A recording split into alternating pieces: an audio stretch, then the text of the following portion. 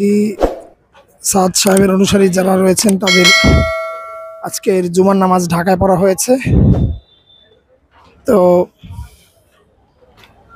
এই ধারা জাতিকে একটা মেসেজ দেওয়া হয়েছে এবং তারা দাবি করে যে সাদ সাহেবের সম্পর্কে মিথ্যা এবং কথা বলা হয়েছে এবং তাদের বিভিন্ন সময় এরকমের কথা বলা হয়। তো এই জন্য আর তাদের একটা দাবি হচ্ছে যে তারা এবারের ইজতেমা প্রথম পর্ব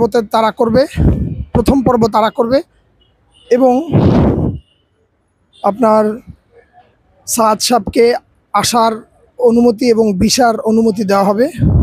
এই জন্য আজকে এই গণজামায়াত, তো আপনারা দেখছেন অনেক বিশাল গণজামায়াত করেছে তারা এবং আলেমদের পক্ষ থেকেও বিশাল গণজামায়াত করা হয়েছিল। তো এখন দুইটি দলই এখন আশঙ্কাজনক অবস্থায় এবং একে অপরের উপরে পাল্টা আলটিমেটাম, এবং এই অবস্থায় তাবলিগ জামাত পার করছে। বিশাল একটা বিষয়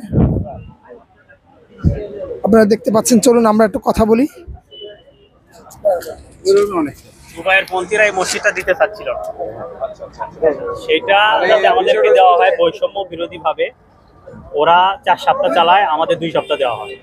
এটা যেন সমন্বয় করা হয়, অর্থাৎ ওরা 2 সপ্তাহ থাকবে, আমরা 2 সপ্তাহ, অথবা ওরা 4 সপ্তাহ থাকবে, আমরা 4 সপ্তাহ।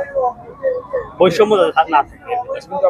একসাথে থাকলে কোনো সমস্যা নাই। ওরা যদি আমাদের সাথে বসতে চায় বসবে, এর জন্য বারবার বলা হচ্ছে, ওনারা বসতে রাজি হচ্ছে। এর আগেও আমি ওই দুবাইপন্থী যখন তারা আয়োজন করেছিল সরোয়ার্দী উদ্যানে, তখন তাদের বক্তব্য নেওয়া হয়েছিল। তারাও কিন্তু এই এক কথা বলেছে যে তারা যদি আমাদের সাথে বসতে চায় কোনো সমস্যা নেই, কিন্তু আপনারা এটা মানে কেন সবাই একসাথে বসছেন? আসলে বিষয়টা মুরব্বীরা বলতে পারবে ভালো।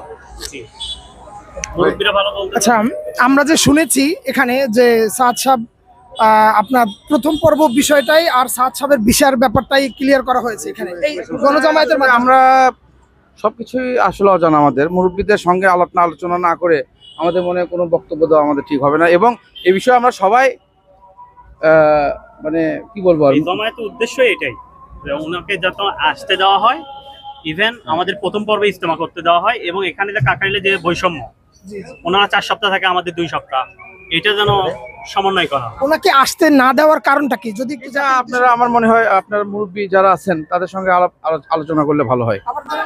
না, এই বিষয়গুলি তো আমরা জানি না, সবকিছু তো আমরা অবগত না। তবে জানি যে কিছু ভুল ব্যাখ্যা উনি যে কথাগুলো বলছে, অনেকে বলতেছে যে এগুলি মুরব্বীরাই বলতে পারবে। আসলে না, এরকম আমাদের কোনো কিছু জানা নেই। এগুলি মুরব্বীদের সঙ্গে বললে ভালো হয়। দর্শক, এখান থেকে দেখুন একটি নয়ন অবিরাম একটি দৃশ্য। সবাই সুন্নত নামাজ পড়তেছেন এবং সবাই একটি দাবি নিয়ে আসছে যে এবারের তাবলিগ যেই বিশ্ব ইজতেমা হয় তারা সবাই প্রথমে করার জন্য, এবং তারা 2 সপ্তাহ করতেন আগে তাবলিগের কার্যক্রম কাকরাইল মসজিদে। তো এবার তারা সমভাবে করার চেষ্টা করতেছেন।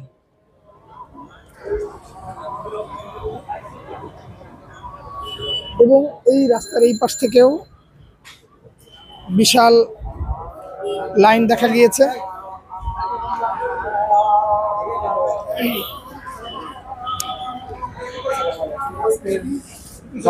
আজকে জমায়েতটা হইল সারা বাংলাদেশ থেকে। আমাদের যে তবলিগ জামাতের মূল যারা সাথী আছে, নিজামুদ্দিন অনুসারী, সমস্ত বাংলাদেশ থেকে তাদেরকে ডাকা হয়েছে। আর কাকরাইল মসজিদ যারা দখল করতে চাচ্ছিল হেফাজতপন্থীরা, এদেরকে দেখাতে চেয়েছে আমাদেরও লোক আছে।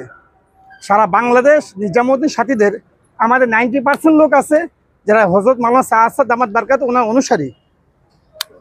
এরা বলতেছে আমাদের কোনো সাথীই নাই। অবশ্যই আমাদের সাথী আছে। সারা বাংলাদেশে আমাদের হাজারো লাখো সাথী আছে যারা হযরত মাওলানা সাদ দামাত বারকাত ওনার অনুসারী হইয়া নিজামুদ্দিন গাইডে সারা বাংলাদেশে ইজতেমা হইতাছে, জোর হইতাছে। সেজন্য আমাদের মুরব্বীরা ডাকছেন সমস্ত বাংলাদেশের সাথীরা ঢাকা জেলায় আসার জন্য। সবাই আসছে ইনশাল্লাহ। আবার 7 তারিখও আমাদের সমাবেশ আছে। এটা হলো সরওয়ার্দী উদ্যানে আমাদের সমাবেশ আছে। এটা হলো বিশ্ব এই সমাবেশ, অনেকটা দেশ থেকে মহাসমাবেশ, অনেক দেশ থেকে লোক আসবে, আরব দেশ থেকে, পাকিস্তান থেকে, ইন্দোনেশিয়া থেকে, সারা বিশ্ব থেকে আমাদের লোক আসবে, আলেমরা আসবে। এটা আলেমদের সমাবেশ ডাকছে আমাদের কর্মীয় ভোট। জি অবশ্যই আমরা অবশ্যই ইস্তেমা করবো। কওমি মাদ্রাসা থেকে যে বলা হচ্ছে যে হেফাজতের যারা আছে যে সাদ সাহেবের আকীদার মধ্যে প্রবলেম এবং কোরআন শরীফের মধ্যে অপব্যাখ্যা, এই ব্যাপারটা আসলে জাতিকে যদি একটুখানি আচ্ছা বলতেছি কি, দেখেন প্রথম সমস্যা হয়েছে হলো এমারত নিয়ে, আমির নিয়ে। যখন আমিরে সাবিত হয়েছে, সুন্নাত এবং কোরআনে সাবিত হয়েছে আমির সে ঠিক আছে, তখন তাকে বিভিন্ন কথা দিয়া, হ্যাঁ আপনার অপব্যাখ্যা দিয়া তাকে ফাঁসানো হচ্ছে। আসলে হযরত মাওলানা শাহ দামাত বরকত হক এবং আমাদের মূল ধারা তবলিগ হক, হ্যাঁ কিছু উগ্রপন্থী নামধারী ওলামায়ে কেরাম, সবাই না অল্প কিছু সংখ্যক তার পিছিয়ে লাগছে।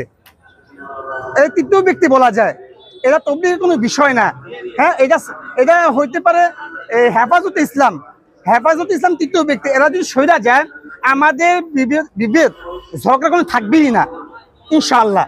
আচ্ছা, দেওবন্দ থেকে যে আপনাদের এই যে একটা দেওয়া হয়েছে, কেউ বলতেছে যে সাদ সাহেব রুজু করেছে, আবার বলতেছে সাদ সাহেব দেওবন্দে আসেনি, আমাদের সাথে কোনো কথা বলেনি। এই নিয়ে আবার অনেক সাদ সাহেবের যারা অনুসারী এবং হেফাজতের যারা অনুসারী, জুবাইর সাহেবের যারা অনুসারী, এর মধ্যে যে একটা ঝামেলা হয়েছে, এই সম্পর্কে আপনার কি মন্তব্য? ইনশাআল্লাহ সাদ সাহেব 4 বার রুজু হয়েছে, এইটা আমাদের কাছে স্পষ্ট দলিল আছে, আমরা দেওয়া হয়েছে এবং এটা দেওয়া হয়েছে, তারা জানে। তারা যদি আবার বলতে চায়, আমরা ওপেন চ্যালেঞ্জ দিচ্ছি, আমাদের ওলামায়ে কেরাম ওপেন চ্যালেঞ্জ দিচ্ছে, এরা আসুক বসুক, আমাদের ওলামায়ে কেরাম তাদের জবাব দিবে। যেমন আরশাদ মাদানী, হ্যাঁ হাফিজুল্লাহ, উনি বলছেন আমাদের এই যে হক, দুটো পক্ষই হক, আপনি কেউ পক্ষে এন্টিফায়ার করতে পারবেন না। বিবিধ তৃতীয় ব্যক্তি হেফাজতে ইসলাম, আমাদের তবলিগের ভিতরে কোনো সমাবেশ নাই, কোনো মিছিল নাই, মিটিং নাই, কোনো কিচ্ছু নাই। এরা বলতেছে আমাদের কোনো লোক নেই, সেজন্য সারা বাংলাদেশ থেকে তবলিগ জামাতে যারা আসছে তারা আসছে। আজকে আমরা দেখাচ্ছি আমাদের তবলিগে নিজামুদ্দিন অনুসারী 90% লোক আমাদের পক্ষে আছে। সমাধান কি আসলে দুই পক্ষে একটা ধর্ম তো বলা হয় ঐক্যের কথা বলা হয়, ধর্ম কিন্তু বিভেদের কথা বলা হয়। জি জি, ঐক্যটা কেন? আমরা চাচ্ছি সবাই একত্রিত, এক ভাগে ইস্তেমা হোক, আমরা চাচ্ছি। তারা বসতে চাইতেছে না আমাদের সাথে। আমরা চাচ্ছি ইস্তেমা একটাই হোক, হযরত মাওলানা শাহ দামাত বরকতুহু উনি আসুক, আমিরে মাতাতে সারা বিশ্বে উনি যাচ্ছেন, ইস্তেমা হইতেছেন। বাংলাদেশে কেন আসলে সমস্যা? এই যে একটা তৃতীয় ব্যক্তি, এই ব্যক্তিকে যদি আমাদের মূল ধারা তবলিগ থেকে সরা যায়, হেফাজত সরা যায়, আমাদের ভিতরে কোনো বিবাদ নাই। 100 বছর তবলিগ, এই তবলিগের কোনো মিছিল কিচ্ছু হয় না, কখনো হয় নাই, কখনো ঝগড়া, কখনো মারামারি হয় নাই। যখন তৃতীয় ব্যক্তি এন্টিফায়ার হয়েছে, আমাদের ঝামেলা শুরু হয়েছে। ইনশাআল্লাহ এরা চলে গেলে আমাদের ঝামেলা মুক্তি হয়ে যাবে। আমার নাম মোহাম্মদ হোসেন আহমেদ, মিরপুর 1 নম্বর সাথী, মিরপুর 1-এর সাথী আমরা, 308 নম্বর হালকার। আজকে এই ইজতেমা নিয়ে আমাদের মুসলমান ভাইদের মধ্যে যে বিরোধটা,